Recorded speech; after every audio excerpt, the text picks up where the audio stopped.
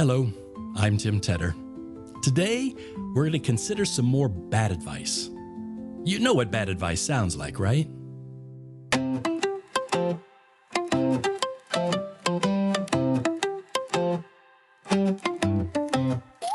Pain is just weakness coming out. Keep going. Yeah, I saw this on YouTube once. I'm sure I can fix it. Never apologize. It makes you look weak.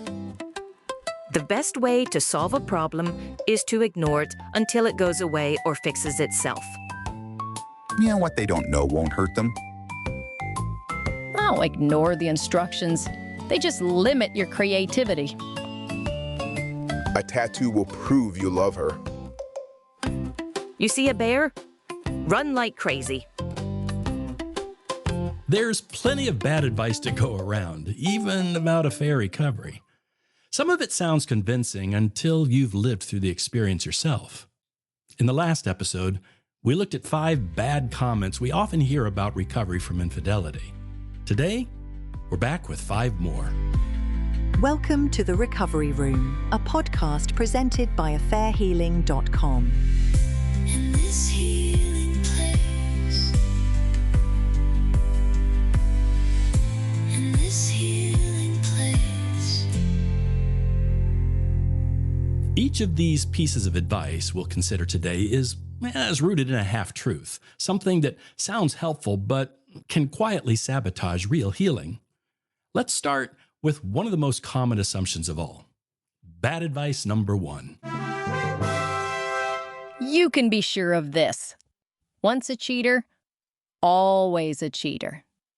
It's easy to believe that betrayal reveals something unchangeable in someone's nature, or that once trust is broken, it can never be restored. But that's not true about infidelity any more than it's true about a lot of other choices we make.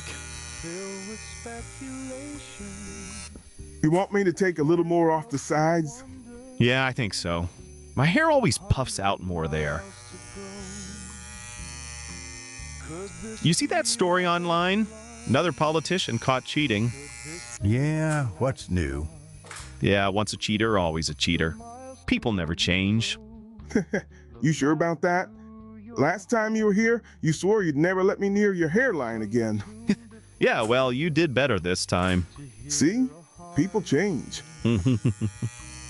I used to think people didn't change too. Then I remembered my 20s. If those still define me, I'd be single, broke, probably banned from karaoke night. My mom used to say, once a liar, always a liar. Then she married my stepdad, who used to lie about being a drummer. Turns out he just wanted a second chance and a drum set. Guess we're all recovering some things. Former smokers, former fools, former people who thought mullets would come back someday. Yeah. Maybe it's not once a cheater, always a cheater. Maybe it's once a human, always a chance. Now that's a slogan I can post on the mirror. Yeah, I hear ya. The belief that once a cheater, always a cheater assumes one of 2 things. Either that cheating finally reveals a person's true nature, some permanent flaw that was hiding under the surface, or that the act of cheating breaks something in them forever. Now, reliable statistics are hard to pin down because everyone defines infidelity a little bit differently. But across the board, the once a cheater, always a cheater claim simply doesn't hold up. Yes, people who never face up to what led them to cheat are more likely to repeat it, but many do the work, and they don't go back. They learn, they grow, they become different.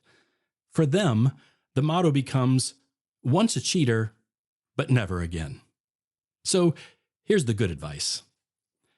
Infidelity can reveal a person's brokenness, but it doesn't have to define who they will be for the rest of their life. Real change is possible for anyone willing to face the truth and grow from it. Those people may actually become more trustworthy, not less, after they've done the work. Bad advice number 2. If your partner cheated, find out what was wrong with your marriage and fix it. This one sounds logical, even compassionate. The idea is that the affair is simply a symptom of a bad marriage or a broken relationship. Therefore, if you fix the marriage, you'll solve the problem. But that thinking misses the mark. No marriage is perfect, and most people in struggling marriages don't react by having an affair. They might argue, avoid one another, maybe disconnect from each other, but they don't cross that line of infidelity.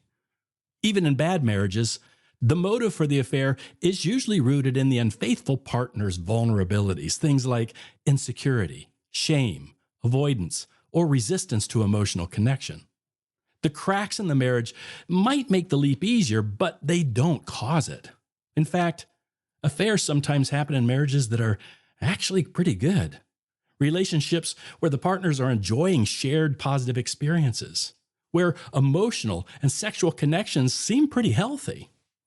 Remember Elisa's story as she told it in earlier episodes of this podcast?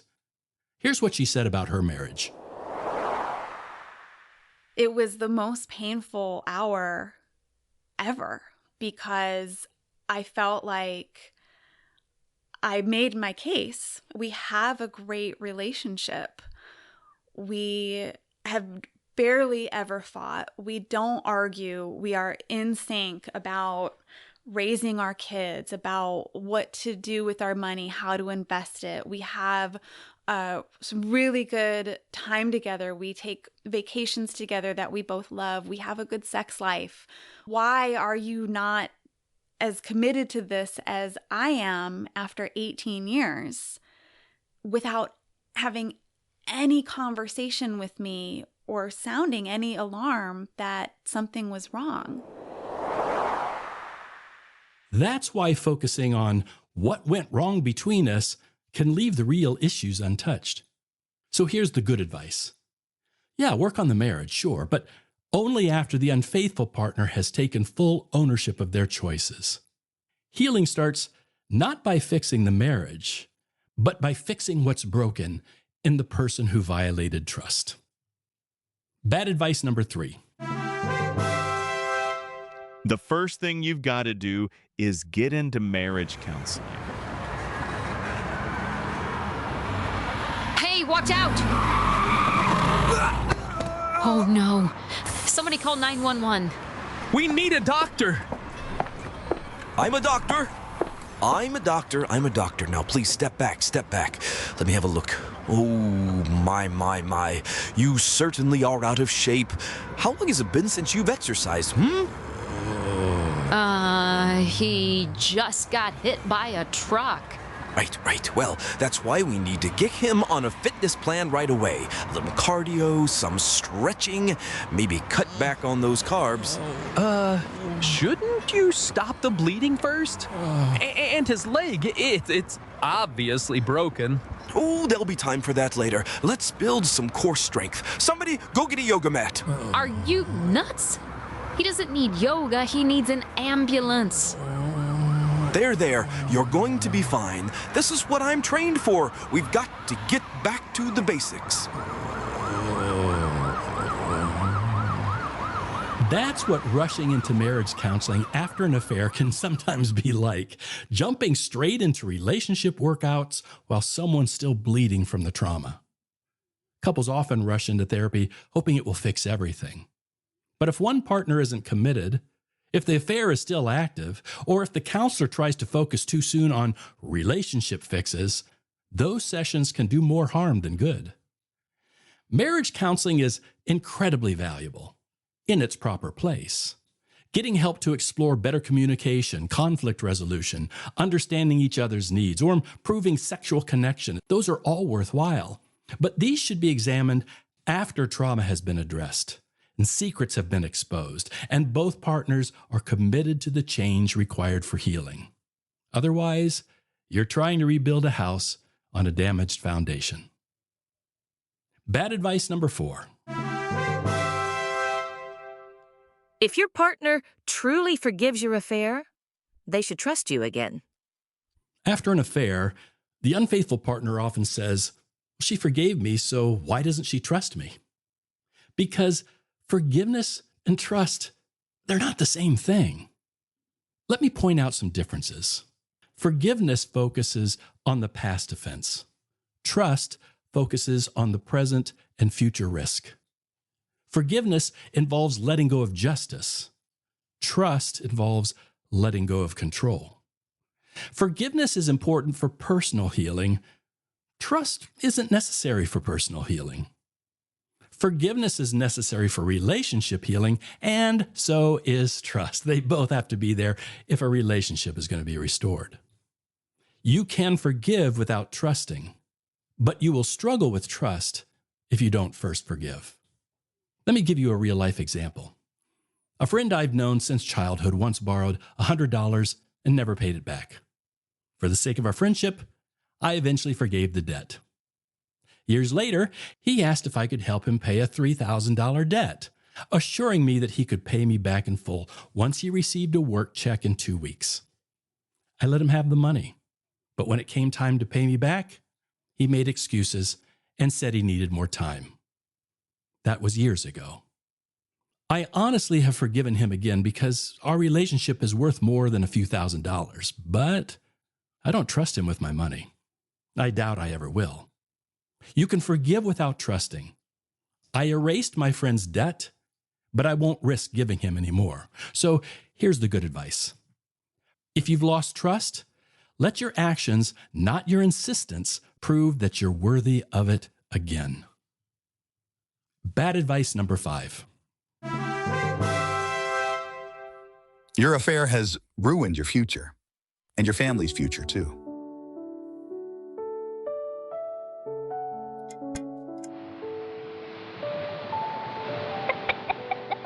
Watch out for the water. Hey, sweetie. What you doing? Just looking at old family pics and videos. Remember the beach, Dad carrying me? Watch out for the water. Don't get me wet. Yeah. I might. Yeah, I remember. And here's your birthday surprise. He burned the candles into the cake. Remember that? Hey, you okay? Why did he do that to you? To us? He ruined everything. All these pictures, none of it means anything now. They meant something then. They still do. I mean, what happened doesn't erase that. It just means the story changed. I don't want to take any more pictures. Well, maybe we should anyway. How about right now? Come here.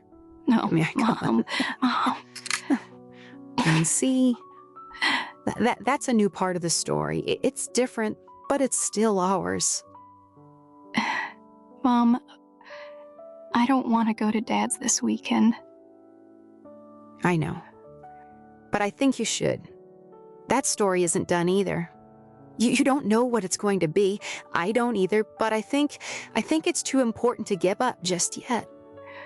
Maybe. We'll see. Hey, take a picture with him this weekend. Tell me about it later. An affair changes everything. Your marriage, your sense of security, your story. But a changed future isn't automatically a ruined one. Infidelity is a wound, not a death blow. Yes, there are consequences. But grace lives here too. The kind that allows good things, sometimes beautiful things, to grow out of rubble. Whether your marriage ends or rebuilds, there are more chapters to be written in your life. You still have a say in how your story continues. So here's the good advice. Infidelity causes severe pain. It destroys some things, but that failure doesn't define your destiny. I don't know what the rest of your story will be, but I know you are not just a powerless character. You're deciding what the next chapters will look like. Yeah, it's a different story now, but it can still be a very good one.